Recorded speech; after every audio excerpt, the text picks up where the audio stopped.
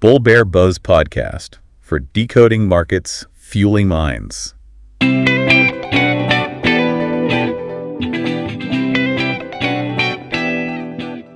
Welcome to the Deep Dive. Today, we're plunging into the performance of the Indian auto industry.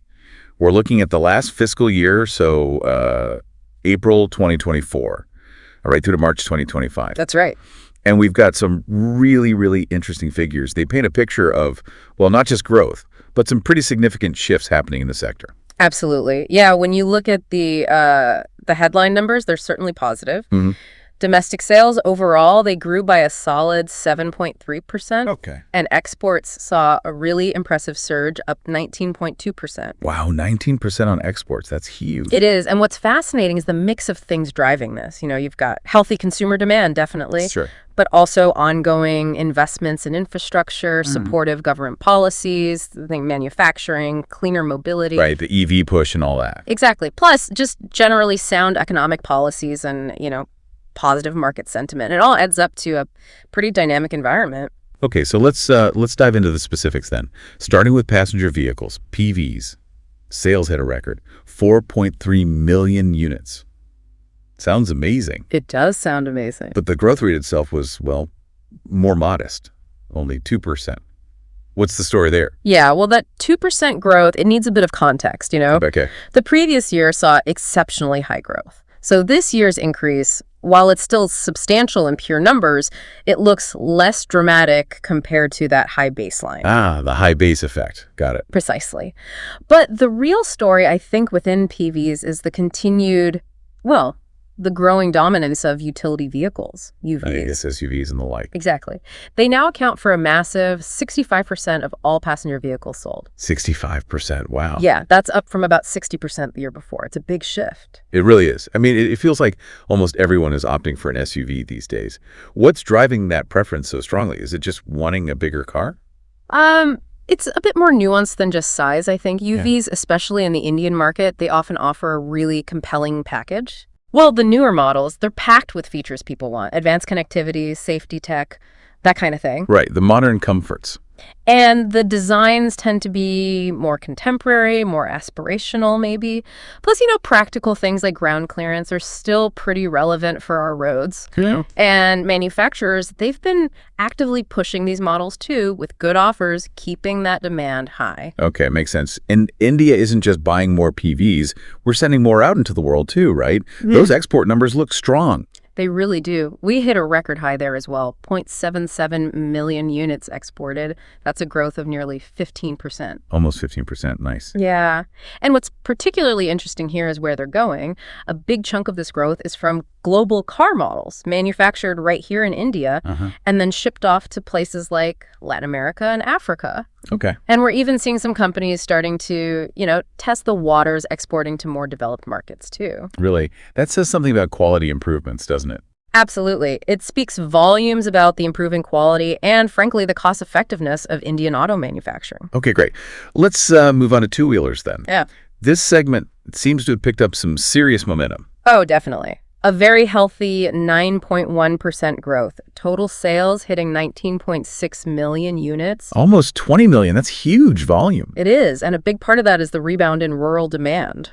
Plus, just, general consumer confidence seems to be up. Right, when people feel a bit more secure financially. Two-wheelers are often one of the first purchases, especially in rural areas where they're crucial transport. Exactly. And are there specific types of two-wheelers leading that charge? Yes, actually. The scooter segment is really standing out. Interesting. Scooters. Yeah, this probably reflects better infrastructure, maybe better connectivity in rural and semi-urban areas, making scooters more practical. Plus, manufacturers keep launching new models, better features, styling, attracting more buyers. And we can't talk two-wheelers without mentioning EVs, right? E-bikes, e-scooters. They feel much more common now. You're spot on. The share of electric vehicles in overall two-wheeler sales, it's now crossed the 6% mark. Over 6%, okay. Now, it's still a small slice compared to petrol models, obviously, but hitting 6% is a pretty significant milestone. It shows a real shift happening in this high-volume category. Definitely one to watch. And the export numbers for two-wheelers also look pretty good. Very impressive, actually. Exports grew by over 21%. 21%. Yeah, up to 4.2 million units. This expansion, it's been helped by new models specifically for export, plus breaking into new international markets. And where are they mainly going? Economic stability in parts of Africa has helped, and there's consistent demand in Latin America, too. Those seem to be key regions. Gotcha. Okay, let's switch gears to three-wheelers. This segment seems to be on a roll as well, hitting record sales. That's right. Highest ever sales for three-wheelers, 7.4 lakh units. That's a nearly 7% growth. And didn't they beat their pre-pandemic peak? They did. That's what's remarkable. They've surpassed the peak from FY 2019, shows a strong recovery and, their continued relevance. So what's the main driver there? It's really the passenger subsegment that's powering this growth. Okay, and what's fueling that demand specifically? It seems to be largely driven by the need for last-mile connectivity, in our expanding cities and towns. Makes sense. Taxis, ride-sharing. Exactly. And that includes the growing adoption of electric three-wheelers, too, for passenger transport. Plus, there's replacement demand for older vehicles, and financing seems to be getting easier. Right, multiple factors. And exports for three-wheelers. Still positive growth, but more modest. It was about 2.3%, just over 3 lakh units shipped overseas. The domestic market is definitely the main story there right now. Okay. Now, commercial vehicles, CVs, they saw a slight dip overall. That seems a bit surprising given all the talk about infrastructure. Yes, overall for the fiscal year, the CB segment saw a minor degrowth, about 1.2%. However, it's really important to look at the trend within the year. The last quarter, yawn to March 2025, actually showed growth of 1.5%. So maybe turning a corner. Potentially, yes. Suggests a recovery might be underway. Okay, that's important detail. Yep. So even with that slight overall decline, what was happening sort of beneath the surface in the CV market? Well, while truck sales themselves dipped slightly, the actual need for moving freight, that was still being met. What we saw was a shift towards higher gross vehicle weight vehicles, GVW, so bigger trucks carrying more cargo. Okay, and why that shift? It's likely linked to the expanding highway network, the expressways. They allow for more efficient long-haul transport with these larger vehicles. Yep. It potentially brings down the logistics cost per unit of freight. Interesting. So adapting to the better infrastructure. Seems like it. And it wasn't all down in CVs, right? Buses saw some positive movement. Exactly. The big infrastructure push, especially in cities, has definitely helped bus sales. Right. Both for intercity travel and also strengthening mass transport within cities. As connectivity gets better and cities grow, you just need more buses. Naturally. And surprisingly, given the slight domestic dip, CV exports were actually quite strong. They were indeed. Quite healthy growth, actually, up 23%. 23%. Yeah, about 0.81 lakh units exported. So it suggests that while the home market faced, some headwinds, Indian CVs are finding more acceptance internationally. Good to hear. Now, let's just quickly zoom in on the very recent performance. What did March 2025 itself and the last quarter, Jan-March, look like in terms of hard numbers? Okay, sure. So in March 2025 alone, passenger vehicles were 381,358 units. Three-wheelers hit 62,813, and two-wheelers sold 1,656,939 units. Okay, and the full quarter, January to March. Right, for that Jan-Mar 25 quarter, PV sales were 11,162,560. Commercial vehicles reached 272,990. Three-wheelers were 178,768 units, and two-wheelers hit 4,567,762. Wow, those quarterly numbers really add up. They do. And just for context, total production across all segments in March was just under 2.5 million units. And for the whole Jan-Mar quarter, it was over 7.8 million. Really underscores the sheer scale of the industry here. Absolutely. Okay. Now let's circle back to that electric vehicle story. You mentioned the 6% share in two-wheelers, but the overall adoption rates seem to be gaining traction across the board. They really are. Total EV registrations in the fiscal year we're talking about, FY 24-25, reached 1.97 million units. Almost 2 million. Almost 2 million. And that's a growth of nearly 17% compared to the year before. 17% growth year on year. That's significant. It's a very clear indicator, I think, of increasing consumer acceptance and just the wider availability of electric options. Right.